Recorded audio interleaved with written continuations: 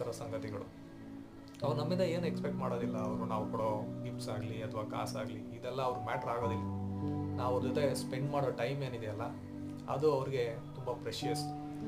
So ಈ ಕಥೆಯ ಮೂಲಕ ನಾನು ಅದನ್ನೇ ಹೇಳೋಕ್ಕೆ ಪ್ರಯತ್ನ ಪಡ್ತಾ ಇದ್ದೀನಿ. ಆ ಕತೆ ಅದನ್ನೇ ಹೇಳ್ತಾ ಇದೆ, ಅದನ್ನು ನಾನು ನಿಮಗೆ ಹೇಳೋದಕ್ಕೆ ಪ್ರಯತ್ನ ಪಡ್ತಾ ಇದ್ದೀನಿ. ಆದಷ್ಟು ನಾವು ತುಂಬ ಅಲ್ಲದಿದ್ರೂ ಒಂದು 5 ನಿಮಿಷ ಅವ್ರ ಜೊತೆ ಸ್ಪೆಂಡ್ ಮಾಡಿ ಇದ್ದರೆ ಅವ್ರಿಗೂ ಸಂತೋಷ ಆಗುತ್ತೆ ಅಂತ ನಾನು ಈ ಕಥೆಯ ಮೂಲಕ ಹೇಳಕ್ಕೆ ಬರ್ತಾ ಇದ್ದೀನಿ. ಏನಂದರೆ ನಮಗೂ ವಯಸ್ಸಾಗುತ್ತೆ, ನಮಗೂ ಮುಂದೆ ಮಕ್ಕಳಿದ್ದರೆ ಅವರಿಂದ ನಾವು ಇದನ್ನೇ ಎಕ್ಸ್ಪೆಕ್ಟ್ ಮಾಡ್ತೀವಿ.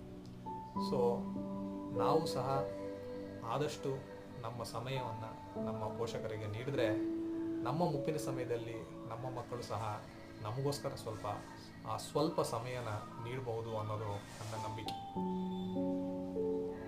ನಮಸ್ಕಾರ.